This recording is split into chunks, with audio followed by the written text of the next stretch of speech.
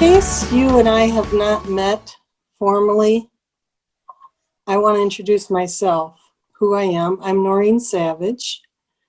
I want to tell you who I'm not. I'm not anybody official with Bright Line Eating. So that is something to remember. I've been very enthusiastic about Bright Line Eating, and I'll tell you just a little glimpse of my story. May 2019, I was looking through Facebook and my friend Lori posted her 1-year birthday with Bright Line Eating. And she said she lost 57 pounds. If anybody was interested in the program, that she would be happy to share, just private message her. So I just quickly went to my private message, got a hold of Lori, and she proceeded to tell me the 4 bright lines. In case you're not familiar with them, there's no sugar, no flour, 3 meals a day, no snacking, and weighed and measured portions. And to all of that, I thought, no way. There was no way that I could do that. And instead, I said, let's go out for lunch. And we had a good time.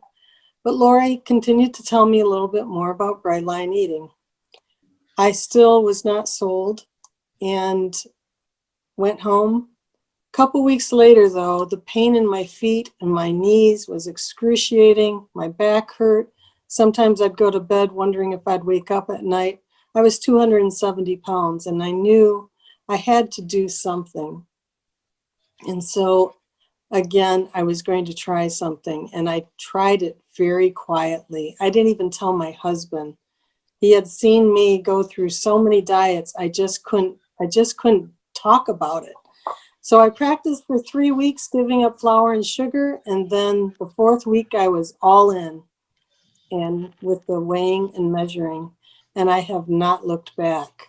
It has been a godsend to me. And I promised myself that when I hit 1 year, if I made it 1 year, I would do what Lori did. I would post on Facebook, because up till then I was very private, except for the Bright Line Eating community. I would post on Facebook and help anybody I could. Just before that, I had a very strong feeling in my spirit that said, Noreen, you can do more than that. You can introduce people who need some hope to some of these people who have inspired you. And so that's what's bringing me to the Zooms. And I hope and I believe that someone here will be inspired by Jenny, because I know that I am, and I have been, as I have followed her on Facebook this past year. So without any further ado, please help me welcome Genevieve, she goes by Jenny, Lavender Campbell. Hey, Jenny. Hi. So, yeah, thanks, Noreen. Thanks for having me. I was just thinking, I don't know if you saw the slideshow as you came in, because I'm technologically challenged, but I know we talked a couple of days ago because I had to get some pictures from you, and we just, get to know each other a little bit better, make sure we know how Zoom works for each other. And you brought me back to the Red Sox game. Do you want to tell about that? Yeah, sure. I want to say why I'm wearing this hat though too, because did you put that picture in the slideshow? I didn't see. Okay, so in 2016, I was a witch for Halloween, and then last year I was too, and I did a side by side. So I started Bright Line Eating a year after 2016 and 2017, but in 2019 I was in my right size body, and there's a fun little side by side, and so just fun for Halloween. That's why I'm wearing it today. I don't always dress up like this, but anyway, yes. So the Boston thing, is that what you want me to talk about? Okay. Yeah. This and what you were doing before that. Yeah, to lead off, yeah, that's fine. So my story is probably just like most of yours. I've struggled with weight pretty much my whole life and tried every diet under the sun. Some of them I was successful at, some of them, actually I was probably successful at mostly anything if I tried it, but most I didn't stick with. And I did not realize that the real problem was addiction until I read the Bright Line Eating book, till I read Susan's book, and then it really hit in my brain. my husband had told me for a long time that he thought that I was dealing with addiction, and I did not like him saying that to me because we'll get into this, and maybe now I will, but my husband deals with an addiction. He has actually a pornography addiction. And as you can imagine, that was something that really was destroying not only him, but me and our marriage and all of those kind of things. And most of my focus was on him, and this is his problem. Even though like I had a food problem way before we got married, it wasn't anything to do with him. But anyway, most of his things, when he would like be defending himself, he'd say, well, you have a problem too, and you have a food addiction, and that would just make me really mad at him. But so what happened was in the spring of 2017, because of all the stuff that we'd been dealing with in our marriage, I remember just leaving, just driving away and leaving. And I parked my car somewhere and I prayed and I said, God, should I leave him? Like that was my answer. You know, that's what I was praying for. Should I just end this? Should I be done? And I knew that if I left him, I wasn't strong enough to just like I thought, well, if I leave him, hopefully that'll wake him up and he'll change. That was my codependency where I was at that time. And I thought I need to be ready to like leave no matter what he decides, and basically learn how to set boundaries and that kind of thing. And so as I was praying there in my car, I just felt what I call the Spirit tell me, forget about him and take care of you. And I thought, well, what? How do I do that? I don't even know what that means. But over a very, very slow period of time, and I say slow, it was only about 6 months at that point, but I started to very slowly learn how to set boundaries with myself, how to say no to lots of things, like to people like, will you watch my kids today? No, sorry. You know, can you bring dinner into this friend? No. You know, my kids like, Mom, can you do this for me? No. Like, just learn how to say no. It's like the biggest thing that I learned along the way. Yeah. And anyway, but once I did that, I was like opening up time for me, basically. But anyway, around that time, I had 3 different friends, and I think one of them is listening here, Beth Monroe, and then 2 other people told me separately about Bright Lane Eating. And Beth was like, you should do this. I think you are going to have Beth on your Zoom in a few weeks or something. Yeah. Beth is great, and she is really strong. She'll say, no, this is for you. And that's what she did. So she told me about it, and because I had mentioned maybe I should go to Overeaters Anonymous. And Beth had said, no, don't go to Overeaters Anonymous, do Bright Lane Eating. And so she told me about it. I went to the website and took the susceptibility quiz, was a 10, no surprise.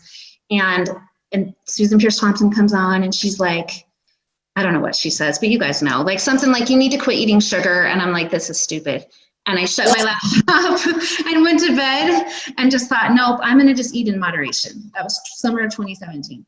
And okay, I'll just interrupt you for just a second, because I do know that we do have some new people on, brand new, and they may not know what the susceptibility quiz is. If you go to brightlineeating.com, you can type in food, or you can just go to foodfreedomquiz.com, and you will take a quiz that tells you how susceptible you are to food addiction. And low is 1, high is 10. I took it the first time. I scored a 10. I'm like, can't be right. So I did it, and it was a 10 plus. But I found out when I was at 1 year, I had my husband take the test. He scored a 1. So it kind of gives you an idea. He has never had a weight problem. He's not susceptible to food problems. So, okay, that's that. I know that. But anyway, so you took the food freedom quiz. You're like, oh, and I'm like, well, because I thought the answer has got to be, I kept trying different diets and I couldn't stick to them. And I thought, maybe I'm just trying to be too strict. And so I thought, no, I just need to live in moderation. That's what I was going through at that time. And so that summer, I started attending Overeaters Anonymous. And at the beginning of the summer, I weighed 260 pounds. And I was going to Overeaters Anonymous. And I also was trying to do some homework and earning my bachelor's degree and going through a really stressful marriage, like I told you. And I was eating a Costco-sized bag of M&Ms, no lie, and I gained 20 pounds that summer so I went up to 284 pounds, actually was my highest, from trying to eat sugar in moderation, right? so I learned that didn't work for me. But anyway, towards the end of the summer, I had a friend, one of the other people who had told me about Bright Line Eating. She reached out to me and she said, have you been reading the book? And I'm like, what are you talking about? What book? She's like, the Bright Line Eating book.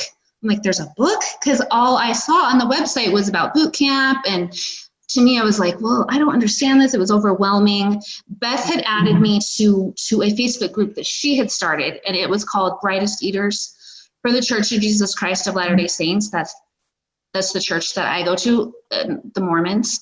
And so I was in that group sort of just lurking around, and I noticed people in there weren't eating sugar. Like Shauna Murph, she's watching right now. She's amazing. And I remember she posted a picture of her, like somebody had brought her cookies, and she was like, well, I can't eat these cookies. And it so happened that like bugs had gotten on the cookies or something. And so she thought, oh, look, God help me not eat the cookies. But I remember watching that and thinking, seriously, like she really doesn't eat sugar ever. And I just thought that was so like, absurd and also cool. And I thought maybe I need to get to that point. And I'd done it a few times because I'd done Whole30 and things, but I could never make it past. Once the 30 days were up, I just went back. Anyway, but here's the thing with my husband and his addiction, I didn't want him to go back to pornography, like give himself a little bit of abstinence and then go back to it. Like I wanted him to give it up. And my problem was I hadn't recognized that it was the same for me. I thought somehow food could be different. So anyway, what had happened is my friend told me about the book. I ordered the book and I started to read it. So the end of that summer of 2017, it was actually September. That year, my husband and I turned 40. And so to celebrate our 40th birthdays, we went to Boston. That because he loves the Boston Red Sox.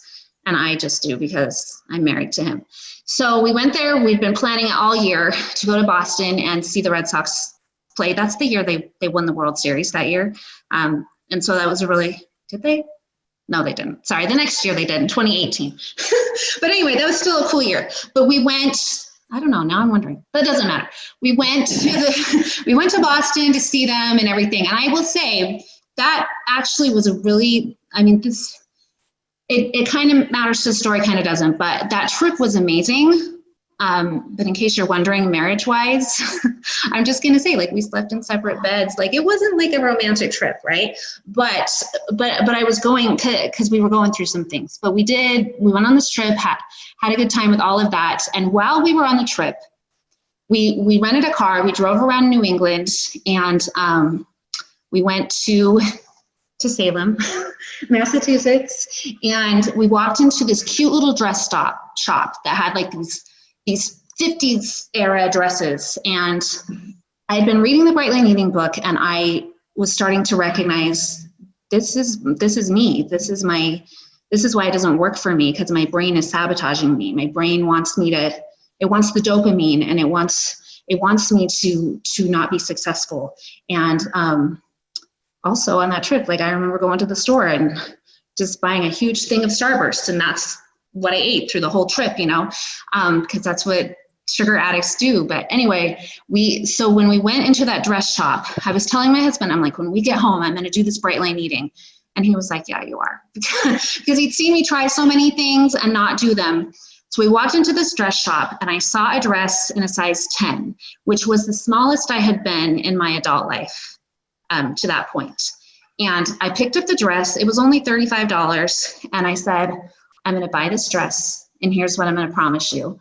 If I am not in this dress in a year, or like close to be in this dress in a year, we're going to give it away. I'm just going to succumb to the fact that I'm obese for the rest of my life, and I'm not going to try anything again. This is just how I am. This is my last effort. And he was like, okay, so we bought the dress. I have teenage daughters, and I thought, well, one of them will wear it, if it didn't work for me. Anyway, we came home, and 2 weeks later, on October is when I Okay, jumped in and I was ready to go. And I had support from that Facebook group that Beth had added me to. It says my internet connection's unstable. Are you guys hearing me? you were freezing up a little bit. So what I heard you say though is that you had bought the dress with the idea that you're going to be in that dress or close to it within a year. You're already starting with the self-care, and Yeah. you're reading the book. You're understanding about the dopamine Yeah. receptors, all that kind of stuff would thin out, and now you're realizing you're addicted to something. Yeah.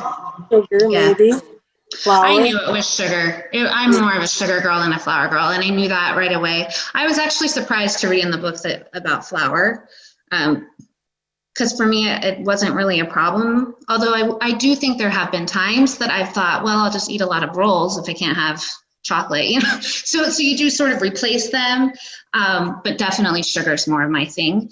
And I'd always known that I had a problem with sugar. I was in denial. I didn't want to say that it was addiction, you know. I didn't want to believe that Right. I think we look at addiction as immoral things: gambling, drugs, alcohol, pornography, and sugar itself isn't immoral. And so it was really hard for me to admit that it was the same, on the same plane as this, in my mind, this terrible thing that my husband struggled with, you know. But what happened was I had to look myself in the mirror and say, this is not about him. This is about you. You have your own issues to deal with. And it was God that was telling me that, you know. And so a lot of people he put in my path, and some of them I just named for you, and that really got me going with Bright Line Eating. So I started it on October 9th, and I will tell you, October 8th, I remember it was a Sunday, and I did what Susan said to do in the book, and I put on some exercise clothes, and I had my kids take my picture. And they took one of me, like, you know, facing the front and the side and the back, and then I did that every month until I got to maintenance, and in the same clothes, actually. So that was kind of fun. And so if any of you are starting, I would recommend that, because it really is. Yeah, how long did it take you to get from, your high was 284, I think you said? Yeah. So how long did it take to get to maintenance? 18 months, exactly. So I started maintenance April 9th, 2019.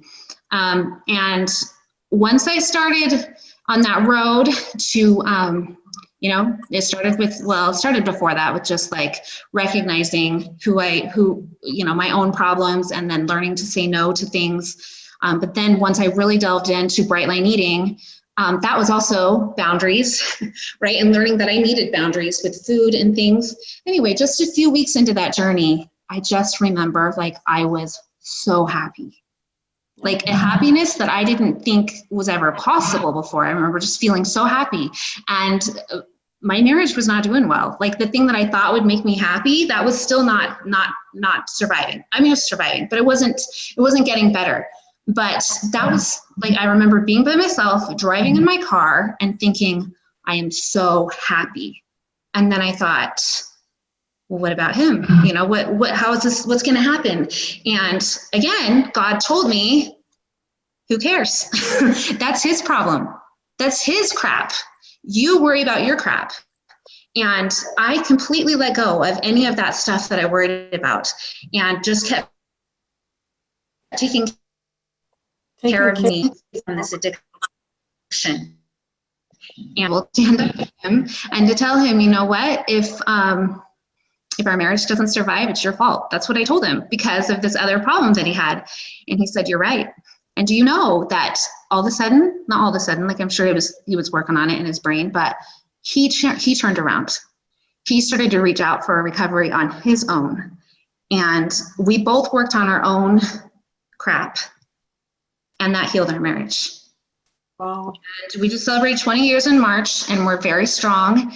And I attribute me facing my own crap, my Bright Line Eating journey, to healing my marriage and self-care. So this all led me on a path of self-care, because as I was doing Bright Line Eating, which I'm still doing, I started to recognize things in myself that I'm sure many of you guys could relate to as moms, as wives, like, I don't know what I like. I don't know, all these things. And I started to realize, hey, I want to watch a Hallmark movie because I liked them. Like, I want to go for a walk because it's fun. I want to go eat lunch with a friend because I enjoy that. It wasn't anything to do with somebody needs to give me permission to do this because I deserve it or something like that. It was me taking care of me. And also, like, I have 5 children. At the time I started Bright Line Eating, my oldest was 16. So 16 down to 8. And I remember the very beginning weeks going through the withdrawals and everything. I was so tired. I was emotional. And I told my kids, I said, you guys, I'm not making dinner. Like, you have to do that. You have to clean. You have to do all these things. And I had to put me first. I've done so many diets before where I tried to put the whole family on it. And I know some people do that, and that's wonderful, but that was overwhelming to me. And I just said, I'm the one that matters, which they all matter, but they can take care of themselves. They're old enough to do that. I just knew that I had to come first. And I think that I'm hopeful that I'm teaching my girls that they come first. Because if we don't put ourselves first, nobody will. It's so interesting that you're saying this. And, to be right up front, you and I talked a little bit about this the other day. And we talked about recording that, you don't have to talk about this addiction that your husband had or your own. But I think that it really brings to mind for a lot of people, myself included, there is the self-care in the midst of others having self-care. We all have stuff we're dealing with, all of us. It may come in different shapes and colors, big and small at times, but we are all dealing with stuff. And especially, I think, in any kind of addiction, even a bad addiction of eating too much, let alone a food of sugar or flour. What has brought us to that? There is something there. Have you found, Jenny, that as you're going through this struggle and this journey and the success, the ups and downs, that it's so much more than weight? To me, it's so much more. It's like an unpeeling when something new comes up. At least that's what I have found. Yeah, for sure. So, when you talk about self-care, there are many levels to that. Yeah. Yeah. And I think, like, not just like the physical, in my opinion, the physical self-care, even though that was easy to put off before, like, that part's actually kind of fun, right? Like doing your hair, doing your nails, exercising once you're losing weight, that becomes more fun, like when you have the energy to do it. But the emotional self-care is huge. Like crying when you need to cry, allowing yourself to feel whatever feelings, because as Noreen, you've probably seen, like, as you give up sugar, you don't have that drug anymore that you've been medicating yourself with. And so then all of a sudden you feel all these things. And well, even like timing, for example, I could be at work and something stressful would happen with my job, and I would have what I would call throat hunger. I knew it wasn't stomach hunger. I knew what it was. I wanted to scream or cry. This was not the place to do it. But maybe the lunchroom is where that box is up there. And, that would be the pacifier that could get me through that throat hunger for that. So what did you do? I mean, what are the resources that you've used? That you talked about your friend Beth and Shauna, that were they both in, like, We Eat Right with Lions, or another group? I'm not sure. I'm sure Beth is in that group. She's in a lot. I don't know about Shauna. Shauna's in the LDS group that I'm in. But Shauna actually reached out to me once I started maintenance, and she offered to coach me through maintenance. And yeah, I was just grateful. God, like I said, he's just put people in my path that have reached out to me. And so Shauna just kind of held my hand there through maintenance, which was really helpful. And then, but also when I very first started Bright Line Eating,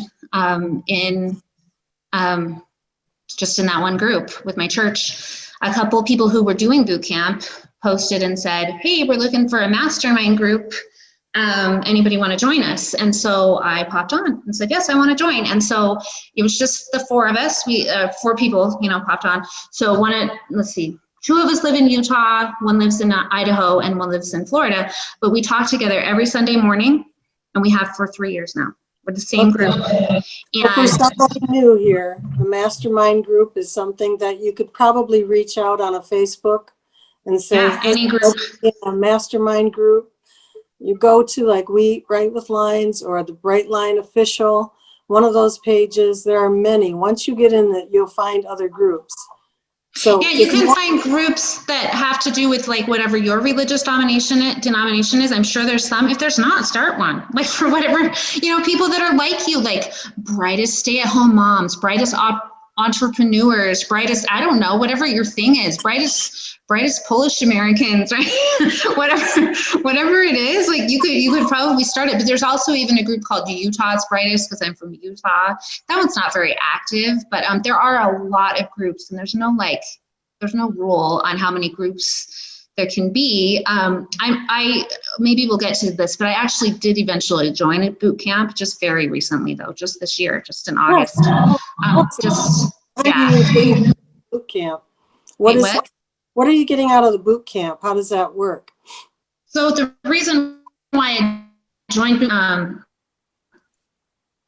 so I've been almost 3 years and maintenance staff, and I've struggled in maintenance, I'm not gonna lie. And decided to join boot camp just to help me in my, wait, what? I lost you for a minute. You're freezing up. This is annoying. I'm sorry. What did you get? Okay, but what you're saying is that you're not blaming it on like, oh, I'm moving next week or all that kind of stuff. Just you're saying you have had some struggle in maintenance. I struggle because I'm human and because I have an addict brain, which I'm not, maybe that sounds like I'm blaming that, but addiction is real. And if I didn't know it was real before I started Bright Line Eating, I surely know now. Because my brain, when, and weight loss was quote unquote easy for me, meaning like I saw the weight come off, it was exciting, I had changed my mind, I was ready to go. But then when I hit maintenance, like I'm at my goal body, so my brain's like, hey girl, you could eat a little bit more here or there. And even though I had a lot of support, like support's not the problem for me, the knowledge wasn't the problem, it was my brain. All these things that I did to it for 40 years just said, hey, life is really hard. And, the saboteur, he's real. And so he's like, you know what, you can just have a little of this or that. And unfortunately, this is an excuse, but because I have teenagers in my home, I have not my food in my home.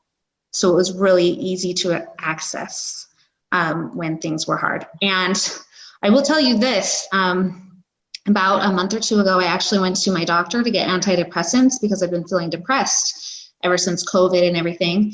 And one of the questions that they ask you is, like they give you a questionnaire and it was, are you drinking an excessive amount of alcohol? I don't drink alcohol, I never have. But I told my doctor, I said, if you were asking that question about sugar, like they had like 5 questions. I'm like, every single one of those would be yes. And she's like, oh, well, that's not good. So I know that I'm using sugar in the same way that someone would use a drug. Or that maybe I would if I, did. So yeah, so anyway, so that's why I started boot camp, to try to help me, figure that out. And I'll just say, for me, I'm not done with boot camp yet. I'm still doing it. I love boot camp because you can do it at your own pace. And I think Susan Pierce Thompson is just so sweet. For those of you that have done boot camp, she just comes on. She's just so nice. She's like, easy does it. Go at your own pace. Anyway, and the stories she tells are very relatable. I love that she's open. She shares her own struggles, everything like that. So for me, though, there's not a huge difference there's a ton of information in the book. Tons in boot camp. I just love that boot camp filters it in slowly and you can hear it. People learn differently. Like clearly I could learn well from reading that book that stuck in my brain, but some people learn more from listening to Susan talk, Another great thing about boot camp is the support. But I had a lot of support through these other groups, but I still have found a lot of support, more support through boot camp. So I have a mention here from Tandlin who said she just learned about the boot camp scholarships, and you can really get help on that. That's actually how I did it. So don't let money be a problem. Yeah. And if someone interested, go to brightlineeating.com. I think it's scholarships.brightlineeating. Or scholarships at Brightline. There's something about that. Tandlin is a friend of mine, so I'm glad she put that in there. Yeah, that's how I did it, because I heard about that too. So I don't personally think boot camp should, you know, I love that too, that Susan, she's clearly here to help people. It's not like an MLM. It's not, you know, some money-making thing. We're not buying money. We're not buying food. We're just learning how to eat it with proper boundaries.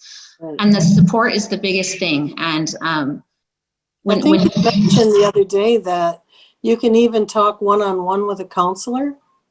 Is that right? Yeah, in boot camp, they do coaching calls. They're not one-on-one, they're group coaching.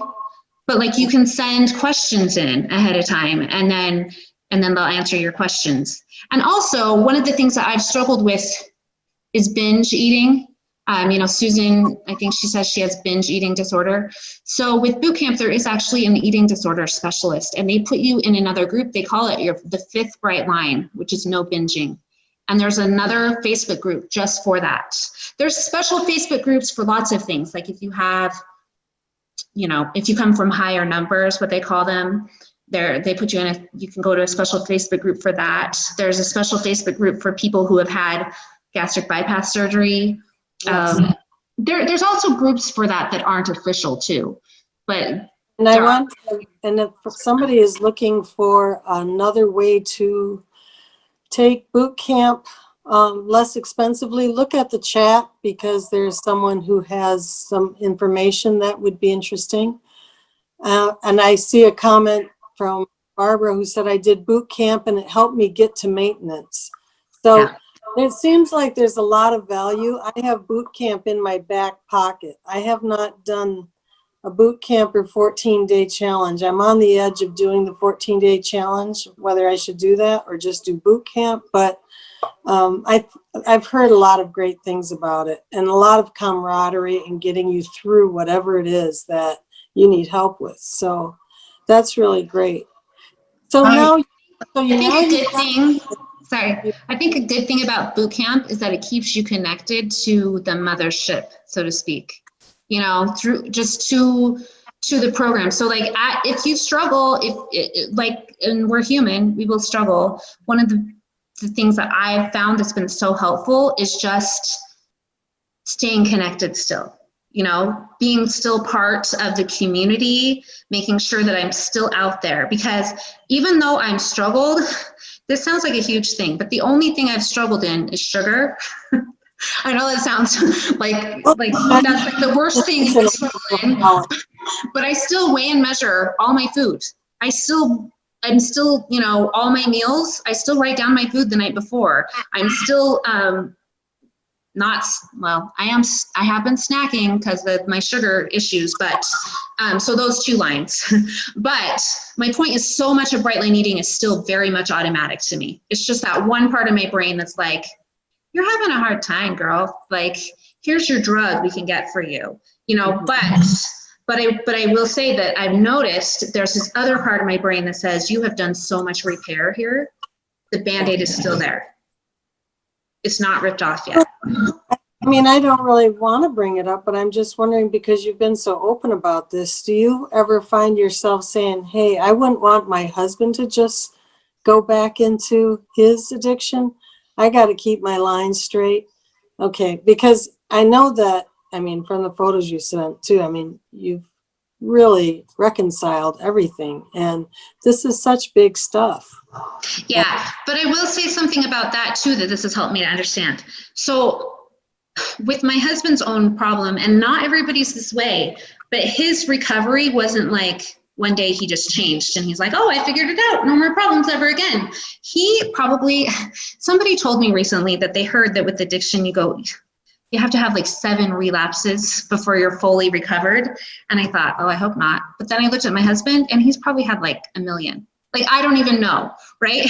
And every one of them, for the longest time, I would get so frustrated and upset until I started having relapses. And then I'm like, I get it. And here's what's so cool, like, he gets it to me. He's not like, what are you doing, you horrible person? How dare you? You know better than this. He's like, you're going to figure this out. I know you are. And so it gives me so much more hope and so much more patience for myself and for him, that like, I understand what this is. I remember Susan one time saying that when she has fallen into her addiction, her husband knows, like, there's nothing he can do about it. Like, she has to let it ride its course, and then she'll pull herself out. And that's kind of what I've learned. Like, it doesn't do any good to go and try to stop the person. They have to be the one. But you can be there ready, you know, for them when they're ready. And that's really what I've learned for myself too. Like, it's okay. I'm not saying like give yourself permission to fall, but I'm saying when you do fall, it's okay. Because there's a lesson there that you're going to learn. And when you come out of that, you are going to be better off than you were before that. My friend Lori, who introduced me to Bright Line Eating, she had never even read the book, but she went by a chart. Anyway, she gave me a couple pieces of advice. She says, if you ever should fall in the ditch, 1, don't beat yourself. And 2, don't look back. You're not going. I've always remembered that. Go forward. I started saying stop, drop, do the next thing. And I mean like the next right thing. Yeah. Like, okay, this happened at lunch. Okay, the next right thing is dinner or whatever. And always look at what it was, like one positive thing. This is what I'm learning. So there's other things that have helped me recently is that I started talking to a life coach. It's somebody who does Bright Line Eating, but you know, she's been helping me. And then a couple other people who do Bright Line Eating, they've kind of just reached out to me and they're helping me through a lot of like emotional coaching things. And one of them said, start to reframe your thoughts. So if my thought was, oh my gosh, I ate so badly today, I feel so terrible. They said, instead turn it around. Like, what was one good thing you did today? One good thing. I ate a bright breakfast, you know? Like, I drank water, whatever it was, there's always something you can find, and focus on that instead of the negative. And I also learned, this is what I'm doing. This is what I'm teaching my brain right now. Like, I look myself in the mirror and I try to say something positive. I love taking care of myself. I love how my body feels when I'm bright. I love eating healthy foods instead of don't eat sugar, whatever you do, don't eat sugar, you know, because that's like just reinforcing the negativity. It's, and this is true. I love not snacking because I enjoy food so much when I'm hungry, you know? Yeah. I've got some pictures that I showed on the slideshow of you in all kinds of exercise. So when did you start that? So it was for maintenance, right? Yeah. So no, it wasn't maintenance. It was during weight loss. So I've always loved exercising, even, you know, as a heavier person, but it's hard to do when you're heavy. And most of the time when I've tried losing weight, I'll try an exercise program and like an eating program at the same time. And you guys know, like, that's overwhelming because your willpower can't go to both, which I never understood before Bright Line Eating. So I trusted what Susan said and I didn't exercise in the beginning.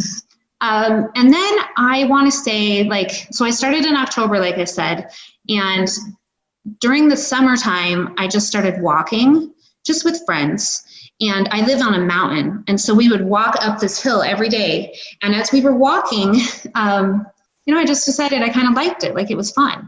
And that summer, my kids, I have a daughter who's a runner. She runs cross country and track and all that kind of stuff. And so our city did like a community 5K. So I signed up my family and my plan was, well, I'll just go and I'll probably walk, but we'll see. So I get to the 5K, and at this point I'd lost about half my weight. I think about 90 pounds. No, wait, I didn't lose that much weight.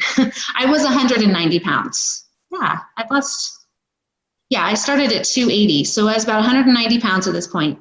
So a little more than half my weight. But anyway, so we went to this 5K and I just started I think they shot off a gun in the beginning, and I was standing there and I just started running because everybody started running.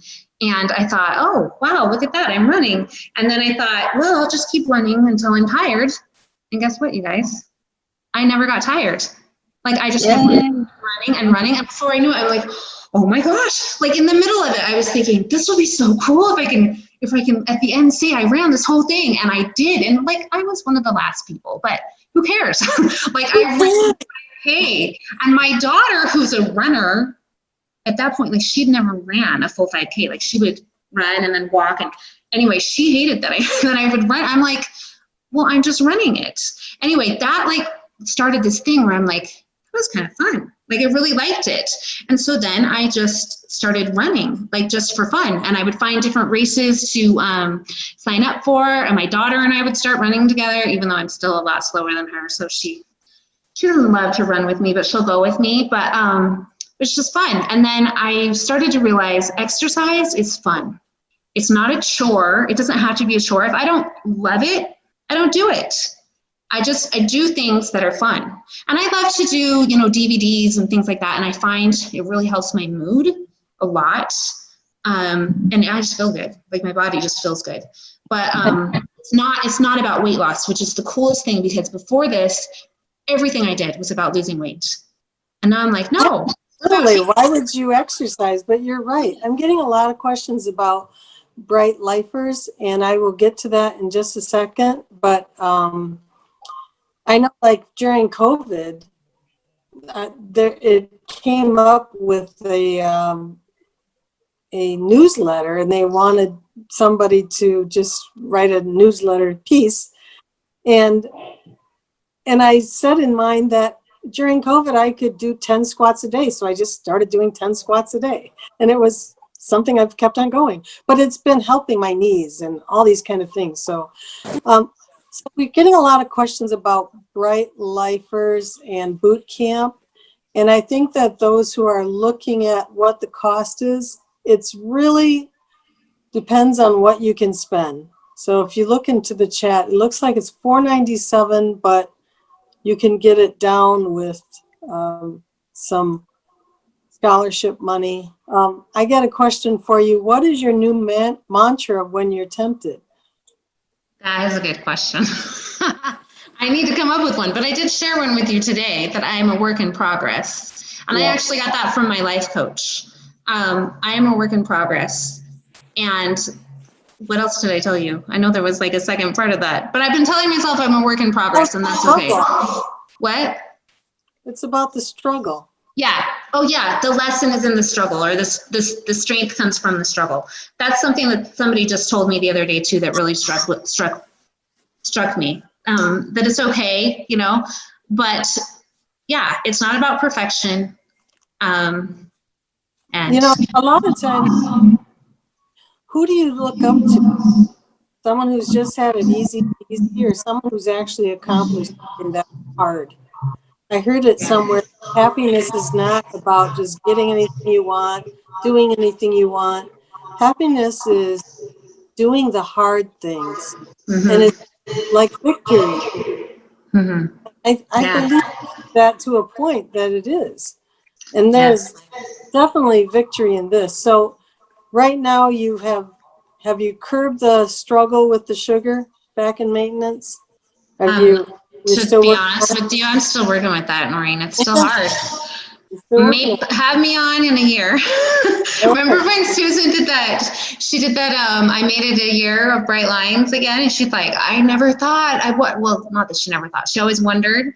Like that's kind of where I am right now. I'm like, oh, I can't wait till I can say a year.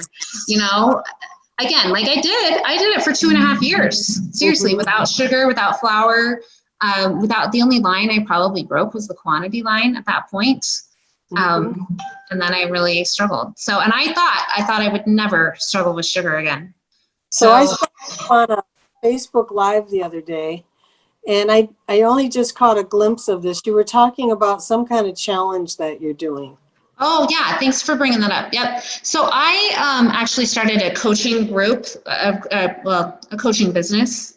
that I just coach people through self-care. So I like to help women learn about self-care so that they can take care of the people that they love.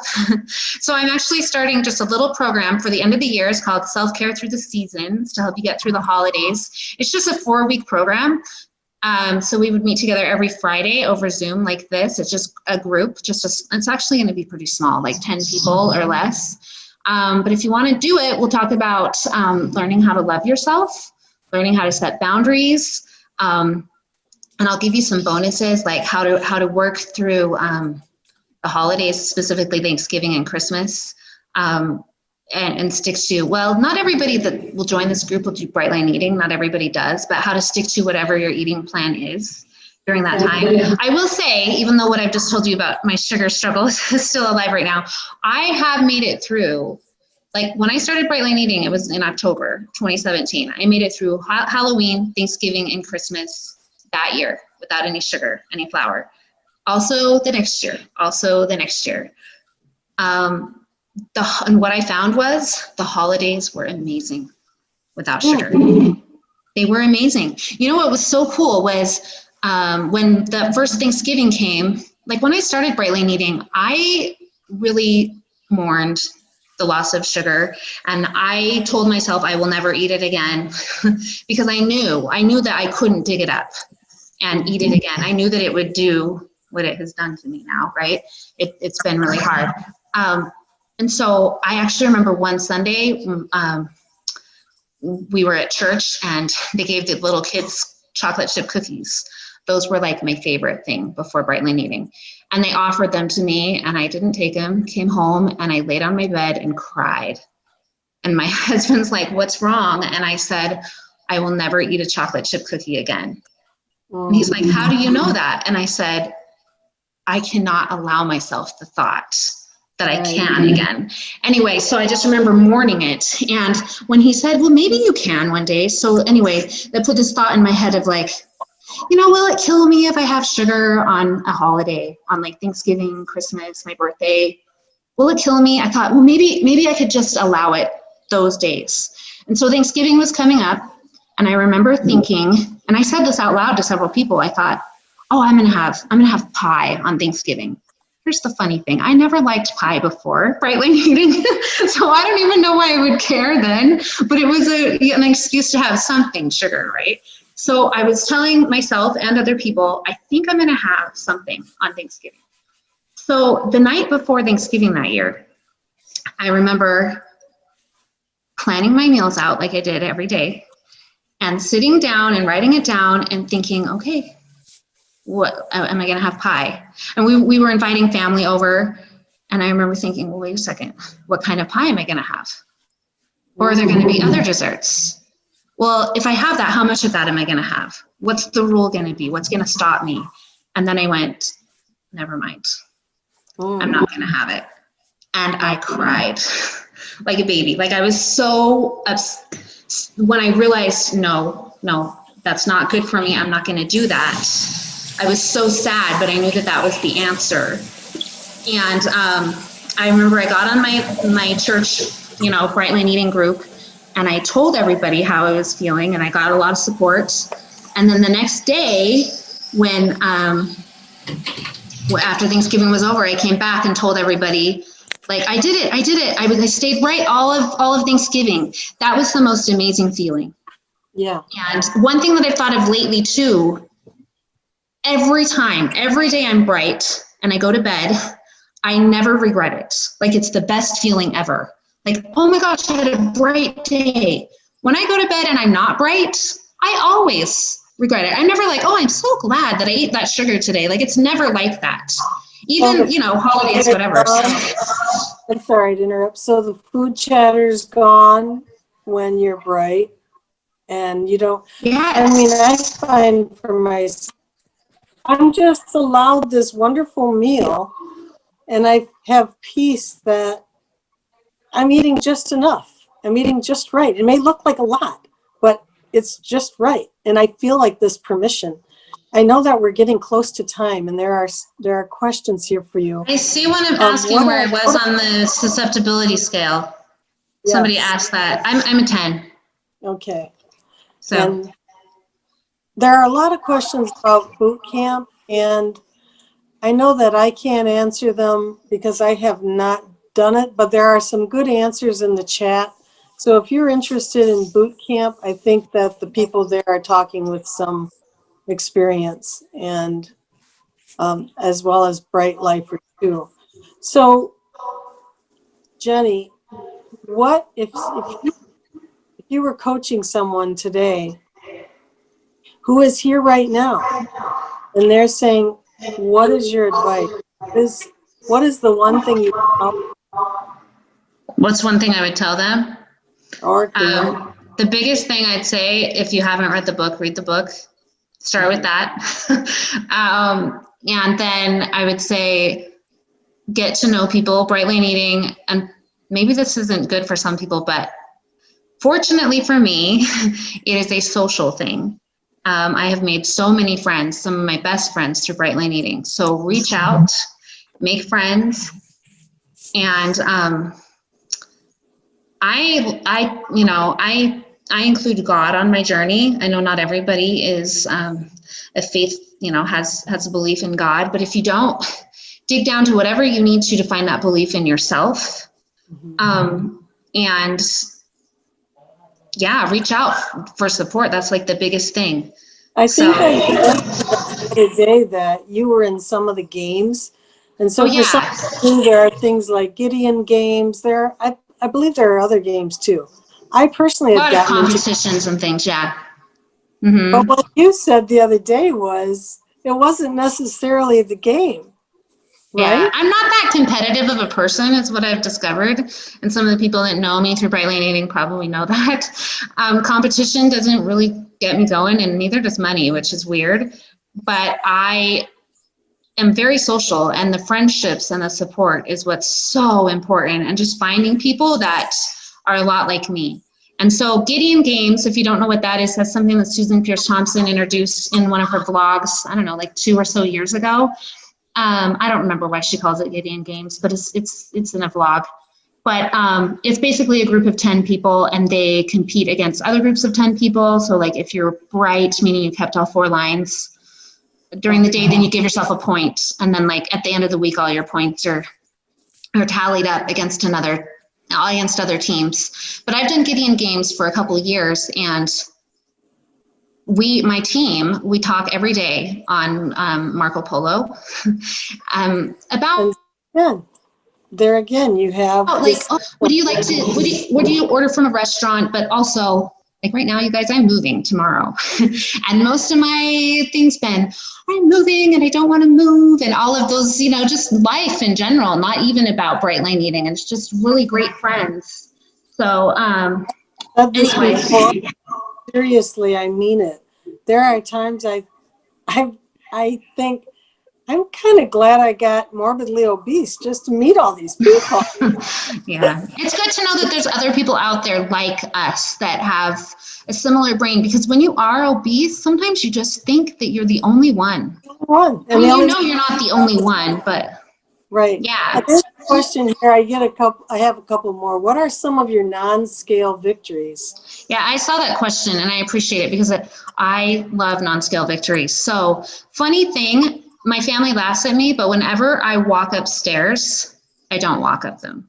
I either run or I skip a step more than likely. You know why? Because I can. That's and awesome. It is so fun. It's like so fun to do that. I mean, a non-scale victory is being able to run a mile, right? Without stopping.